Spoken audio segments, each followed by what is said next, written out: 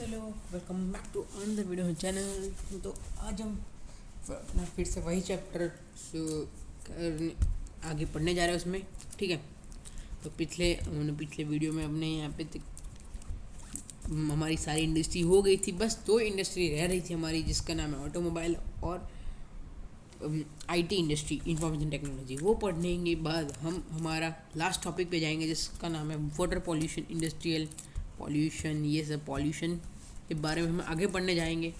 ठीक है, तो क्या हमारा लास्ट टॉपिक है ओके, इंडस्ट्रियल पॉल्यूशन से, की वजह से वाटर पॉल्यूशन क्यों, क्या पॉल्यूशन होता है वाटर में, क्या होता है। ठीक है, वही लास्ट टॉपिक होगा कि इंडस्ट्रियल पॉल्यूशन हमारा लास्ट टॉपिक। उसके बाद हमारा चैप्टर ओवर, उसके बाद हमारा अगले वीडियो से हमारा नया चैप्टर चालू होगा, जिसका नाम आउटकम फ्रॉम डेमोक्रेसी है। ठीक है, हमारा दूसरे वीडियो से वो चालू करेंगे। ठीक है, पहले हमारी ऑटोमोबाइल इंडस्ट्री पढ़ते थे।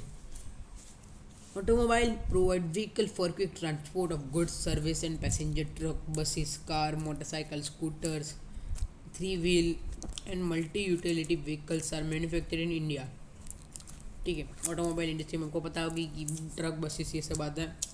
जो गुड्स सर्विस यानी कि टर्शरी सेक्टर बोलते हैं इसको, जो रॉ मटेरियल फाइनल गुड्स बन जाते हैं, जिनको ट्रांसपोर्ट करता है ना ऑटोमोबाइल इंडस्ट्री। यानी कि यहाँ पे लिखा है transport of good service and passengers, यानी कि ट्रक में सारे हम गुड्स ले जाते हैं, बस में सारे पैसेंजर्स को ले जाते हैं। ठीक है, ये सारे कार हो गए, मोटरसाइकिल, स्कूटर, थ्री व्हीलर यानी कि ऑटो रिक्शा, और बहुत सारे व्हीकल्स जो आते हैं ऑटोमोबाइल में।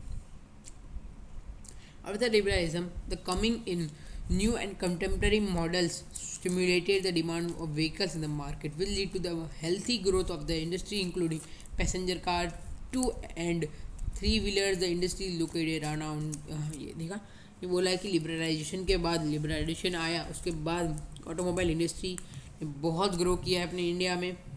मैंने आपको बोला था कि 20 साल में अपनी ऑटोमोबाइल इंडस्ट्री बहुत ग्रो हुई है, नई मॉडल्स आए लिबरलाइजेशन के बाद, जिसकी वजह से मार्केट में व्हीकल्स की डिमांड ज़्यादा बढ़ने लगी और एक बहुत अच्छा ग्रोथ हुआ इंडस्ट्री का। कहाँ कहाँ पे ये इंडस्ट्री लोकेटेड है हम वो पढ़ते हैं। दिल्ली, गुड़गांव, मुंबई, पुणे, चेन्नई, कोलकाता, लखनऊ, इंदौर, हैदराबाद, जमशेदपुर एंड बेंगलुरु। जमशेदपुर यानी कि टाटा, जो हमारे टाटा जी हैं, जमशेद टाटा, उनका जमशेदपुर, वहाँ पे तो हो गए वैसे भी लोकेटेड टाटा इंडस्ट्री बड़ी सी। ठीक है, वो है। देखो बाद में एक बेल्ट है पूरा, देखो दिल्ली गुड़गांव बेल्ट है, उसके बाद मुंबई पुणे बेल्ट। ठीक है, ये सारे बेल्ट मतलब ये पूरे एक बड़ा सा बेल्ट है जहाँ पे ऑटोमोबाइल इंडस्ट्री लोकेटेड है, एक दूसरे से इंटर कनेक्टेड है। उसके बाद हमारी लास्ट इंडस्ट्री है, जिसका नाम है इंफॉर्मेशन टेक्नोलॉजी इंडस्ट्री, यानी कि आईटी, यानी इलेक्ट्रॉनिक इंडस्ट्री भी इसमें आ गई। आईटी यानी अब पूरे दुनिया जानती है कि आईटी इंडस्ट्री कहाँ कौन सी है, जो बेंगलोर में है, और एक अपने इंडिया में बेंगलोर में है, और एक है कैलिफोर्निया में, यूएसए कैलिफोर्निया में एक आईटी इंडस्ट्री है, जहाँ पे सिलिकॉन वैली भी बोलते हैं। इंडिया की सिलिकॉन वैली है बेंगलोर, और यूएसए की सिलिकॉन वैली कैलिफोर्निया। ठीक है, ये electronic industry covers a wide range of product from transmitter set to television. Transmitter यानी कि एक छोटे से ट्रांसमीटर से लेके एक बड़े से टेलीविज़न तक ये आईटी इंडस्ट्री प्रोवाइड करती है। टेलीफोन, सेल्यूलर, टेलीकॉम, बाद में telephone exchange, radar, computer and many other equipment required by the telecommunication industries. ठीक है, आईटी इंडस्ट्री ये सब प्रोवाइड करती है, ये सारी। बेंगलोर से emerge the electronic capital of India. देखो बेंगलोर में बहुत सारी इंडस्ट्रीज हैं, और उसको बेंगलोर में सबसे ज़्यादा इलेक्ट्रॉनिक चीज़ें बनती है, क्योंकि वहाँ पर आईटी सेक्टर है, इसलिए उसको इलेक्ट्रॉनिक कैपिटल ऑफ इंडिया भी बोला जाता है।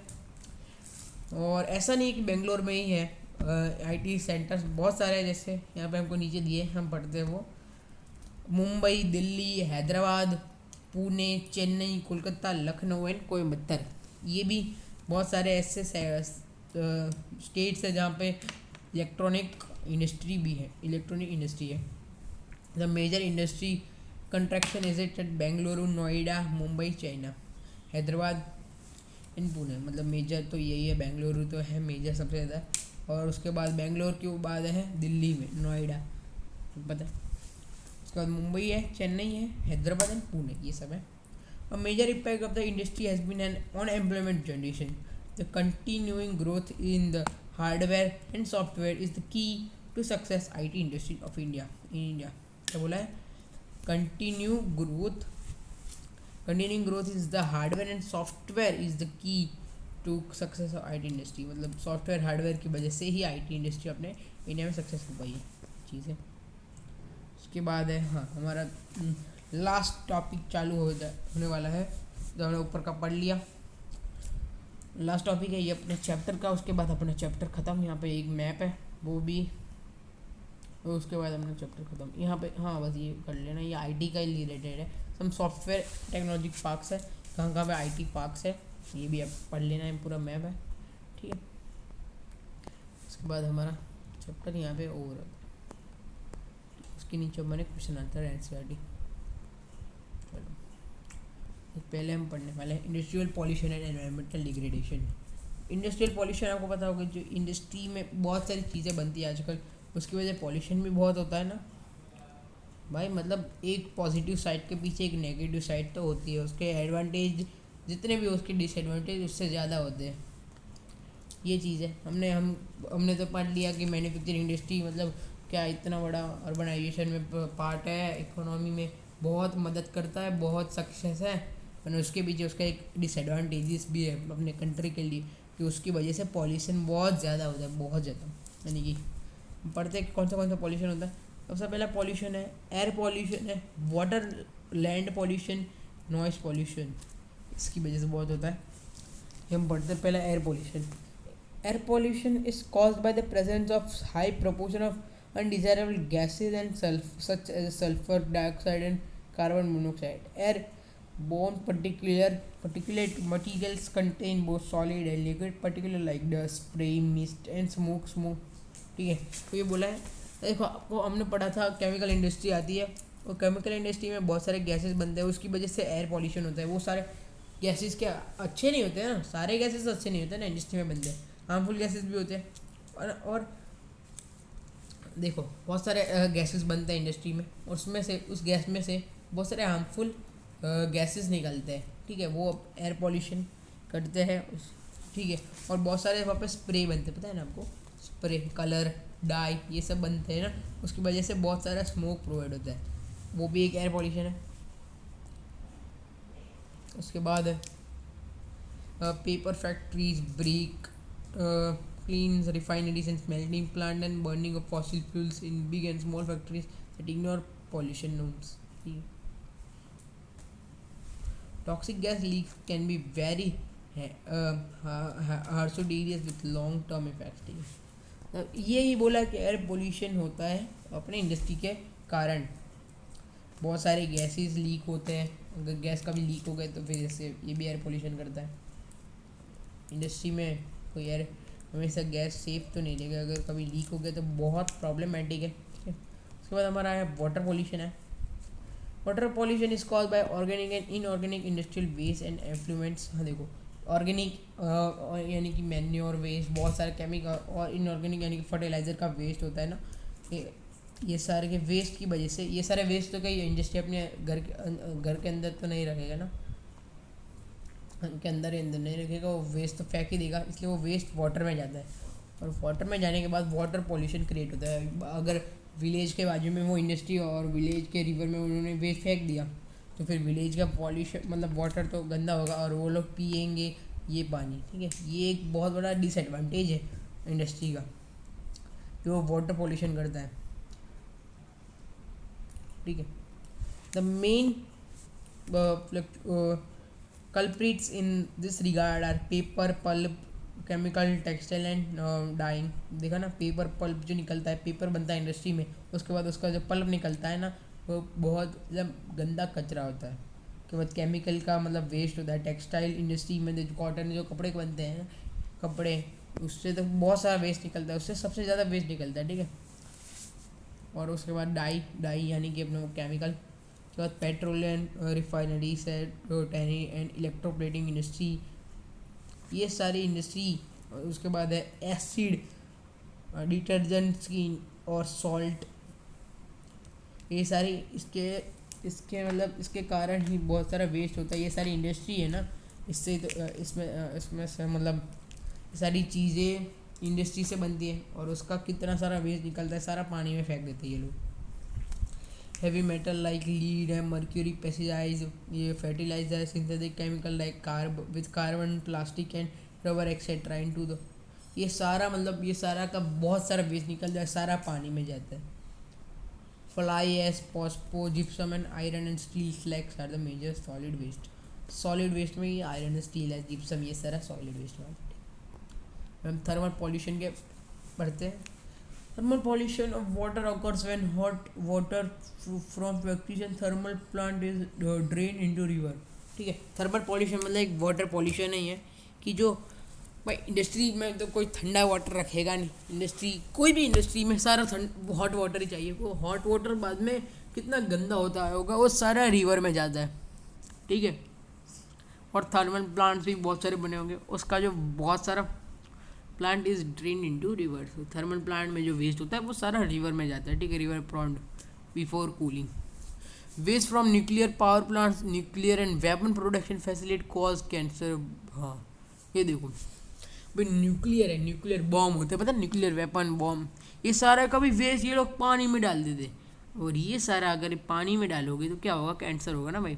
वैसा अगर कोई वेपन के बनाने की चीज़ अगर कोई पी ले तो फिर क्या होगा, उसको कैंसर होगा। Birth defect in soil, birth defect यानी कि कोई भी अगर बेबी बॉर्न होगा उसमें कोई डिफेक्ट आएगी। ठीक है, इसकी वजह से ये बहुत बड़ा डिसएडवांटेज भाई। ये तो ऐसा डिसएडवांटेज तो मैंने मतलब अभी मैं पहली बार सुन रहा हूँ बुक में कि, क्योंकि ऐसा तो नहीं होना चाहिए भाई। अभी क्या करें, अभी इंडस्ट्री तो अभी बन गई है, हम कह नहीं सकते आगे क्या है। Dumping of waste specially glass, harmful chemicals, industrial effluent, packaging and salts and garbage. ठीक है, ये सारे वेस्ट है बहुत सारे।